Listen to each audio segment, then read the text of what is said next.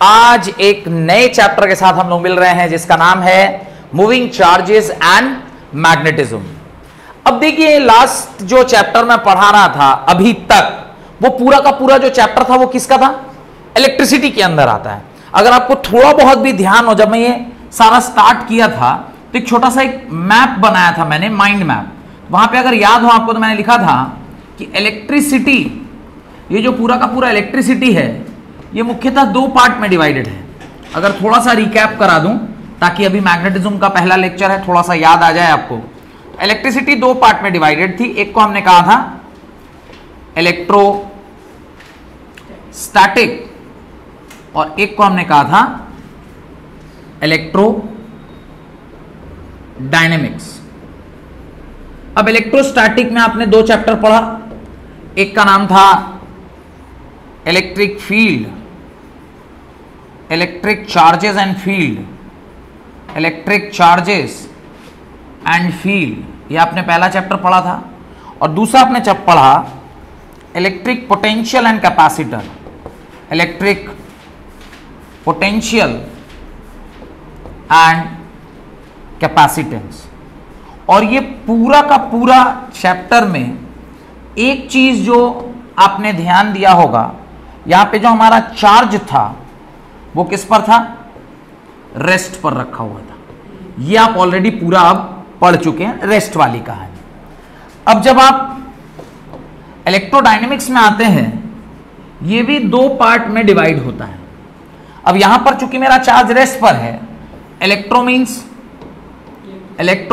Electron, dynamic means motion, यानी मेरा electron अब किस में है? मोशन में है। और जब कभी भी कोई पार्टिकल मोशन में होती है तो दो ही प्रकार का मोशन कर सकती है। एक होता है यूनिफॉर्म मोशन और एक होता है नॉन यूनिफॉर्म मोशन। जब कोई बॉडी यूनिफॉर्म मोशन में होती है, जब कोई बॉडी यूनिफॉर्म मोशन में होती है, इसका मतलब है वो एक कांस्टेंट स्पीड से चल रही है, कांस्टेंट स्पीड से चल रही है। और इसी कांस्टेंट स्पीड को आपने जो गत चैप्टर जो अभी हमने कंप्लीट किया जिसका नाम था करंट इलेक्ट्रिसिटी, वहां पर आप इसी कांस्टेंट स्पीड को क्या मानते थे? ड्रिफ्ट वेलोसिटी का आपने नाम दिया था। और जो चैप्टर इससे रिलेटेड आपने पढ़ा था वो कौन सा चैप्टर है? वो था करंट इलेक्ट्रिसिटी। तो ये चैप्टर जहां पे कांस्टेंट स्पीड से चलता है उसको हम लोग क्या कहते हैं? करंट इलेक्ट्रिसिटी कहते हैं। कौन सा चैप्टर कहते हैं? Current electricity. वेयरएज अब जो नॉन यूनिफॉर्म मोशन आया है, इसके अंदर जो मेरा इलेक्ट्रॉन है वो कांस्टेंट स्पीड से ना चल के कैसे चल रहा है? वेरिएबल स्पीड से। और जब कभी भी वेरिएबल स्पीड की बात आती है, जब कभी भी वेरिएबल स्पीड की बात आती है, यानी मेरा इलेक्ट्रॉन कैसा है? एक्सेलरेटेड मोशन में है। और जब कभी भी इलेक्ट्रॉन एक्सेलरेटेड मोशन में होगा, जब कभी भी हमारा इलेक्ट्रॉन किस में होगा? एक्सेलरेटेड मोशन में होगा, तो जो फिजिक्स चैप्टर हमारा डेवलप होता है उसी को हम लोग क्या कहते हैं? मैग्नेटिज्म कहते हैं। उसी को क्या कहते हैं? मैग्नेटिज्म। तो कह रहा moving charges are moving, but earlier it was moving with constant speed, now it is moving with non uniform speed यानी accelerated motion, and therefore a new concept is called as magnetism, where the charge is moving with non uniform motion या accelerated motion. Done. ये basic एक idea जो already हम लोग बताया था, मैंने आपको पहले भी बताया था, पहली बार बता रहे हैं। अब खेला ऐसे ही नहीं अचानक से चालू हो गया। कुछ साइंटिस्ट तो पहले भी इसके बारे में, जैसे फैराडे थे, ऑर्स्टेड थे, इन्होंने कुछ कुछ एक्सपेरिमेंट किया और वहां से ये डिस्कवर हुआ, डिस्कवर किया गया है। देखिए ये इन्वेंशन नहीं है, ये डिस्कवरी है। कैसे हुआ उसको पढ़ेंगे, तो उससे पहले लिखिए in the year 1880 Danish physics. Danish मतलब समझते हैं? कहां के रहने वाले लोग को डैनिश बोलते हैं? डच। डैनिश वहीं बोला जाता है, नहीं? Danish physicist in the year 1820, 1820 की बात है, 1820। डैनिश फिजिसिस्ट जिनका पूरा नाम है हंस क्रिस्टियन ऑस्ट्रेड, HANSCHRISTION, ऑर्स्टेड, ORESTED। अब इन्होंने बाई मिस्टेक, गलती से क्या डिस्कवर कर लिया, डिस्कवर किया कि क्या डिस्कवर किया, current carrying wire poses magnetic field. आपने क्लास 10th में इसको पढ़ा था, क्लास 10th में आपने ये बात जरूर पढ़ी होगी कि उन्होंने एक्सपेरिमेंट कर रहे थे, गलती से एक कंपास उनके एक्सपेरिमेंटल सेटअप के बगल में छूट गया, तो अचानक से उसमें कुछ डिफ्लेक्शन दिखाई दिया। फिर उस कंपास को वो दूर लेकर गए, जब दूर लेकर गए तो देखिए वहां कोई डिफ्लेक्शन नहीं था। फिर उसको पास लेकर आए, फिर एक्सपेरिमेंट किए तो डिफ्लेक्शन दिखाई दिया। फिर ये कंफर्म करने के लिए कि ये डिफ्लेक्शन इसी की वजह से आ रहा है, तो अब उसने उनकी बैटरी की पोलैरिटी को चेंज किया। जैसे ही बैटरी की पोलैरिटी को चेंज किया तो कंपास में पहले इधर डिफ्लेक्शन था, अब डिफ्लेक्शन दूसरी दिशा में होने लगा। और इस सारी बातों से उनको क्या कंफर्म हो गया कि ये डिफ्लेक्शन कहीं ना कहीं इसी सर्किट की वजह से हो रहा है। और वहीं से उन्होंने डेवलप किया कि करंट कैरिंग वायर के पास क्या होता है, मैग्नेटिक फील्ड होता है। और इसीलिए जब आप क्लास 10th में पढ़ रहे थे तो जो अगला चैप्टर था इलेक्ट्रिसिटी के बाद, उसका नाम क्या था, मैग्नेटिज्म नहीं था,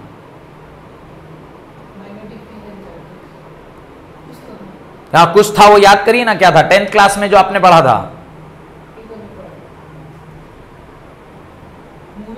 moving charges produces magnetic field. नहीं, उसका जो जीस्ट है वो यही है कि moving charges produces magnetic field. तो ये मैग्नेटिज्म चैप्टर नहीं था, मैग्नेटिज्म तो अभी है। तो अभी हेडिंग डालिए, मैंने उसके अंदर लिखी है, Hans Christian Oersted experimented to demonstrate the magnetic field due to electric current. Hence Christian Oersted's experiment demonstrate the magnetic effect of electric current. Chapter का नाम क्या था, magnetic effect of electric current. Magnetic effect due to electric current. The connection between electricity and magnetism. तो इनका credit इनको क्या जाता है, he established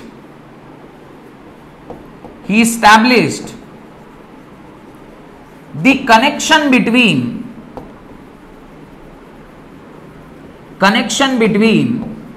what, connection between electricity and magnetism. तो इनको इसका क्रेडिट दिया जाता है। और अगर ऐसा नहीं होता तो जनरेटर, मोटर, ट्रांसफार्मर, ये सब डिवाइस की उत्पत्ति संभव नहीं थी, क्योंकि ये क्या है, करंट और इलेक्ट्रिसिटी का ही ना कॉम्बिनेशन है। आप जनरेटर क्या है, generator is a device which converts mechanical energy to electrical energy in presence of what, magnetic field. And motor is a device which converts electrical energy to magnetic energy in presence of what, magnetic field. Electricity और magnetic field के बीच का जब तक relationship establish नहीं होगा तब तक जनरेटर, मोटर, और पूरा दुनिया तो उसी से चल रहा है, जनरेटर और मोटर। कुछ चीज आपको इलेक्ट्रिसिटी से काम में लेना है तो उसमें मोटर लगता है, और कहीं लाइन कट गया तो जनरेटर लगता है।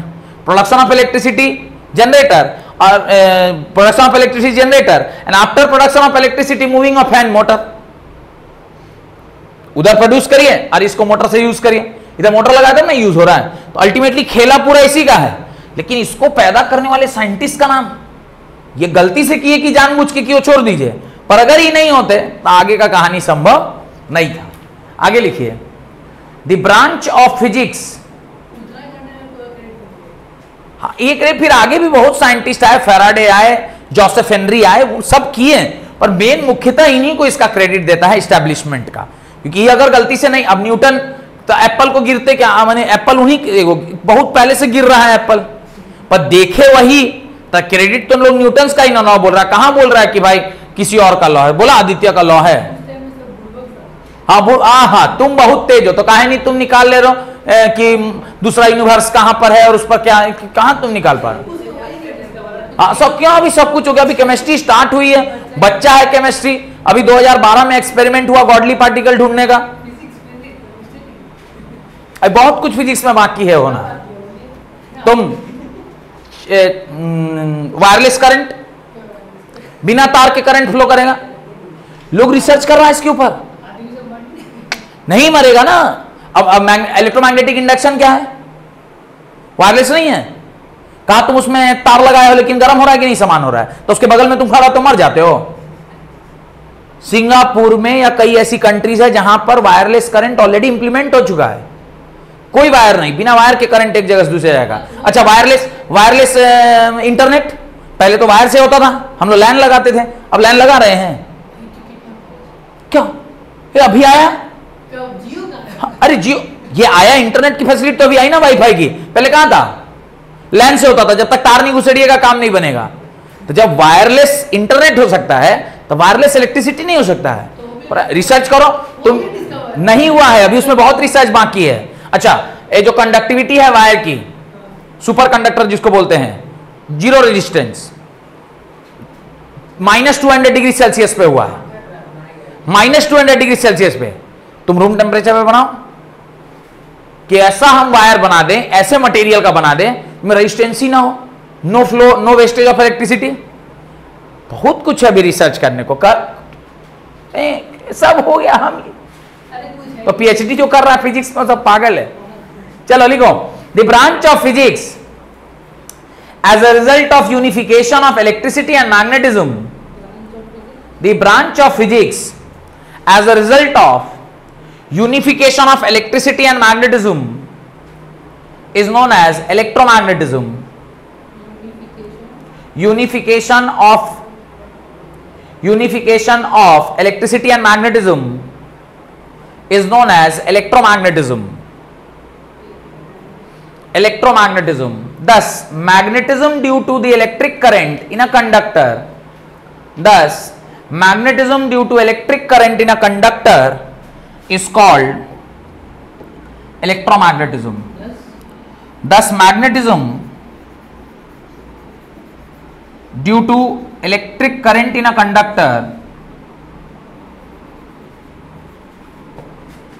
due to electric current in a conductor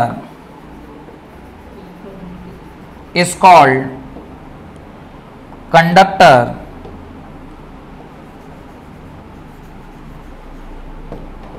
is called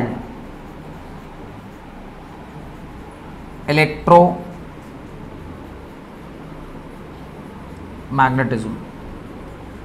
और इन सब का क्रेडिट जाता है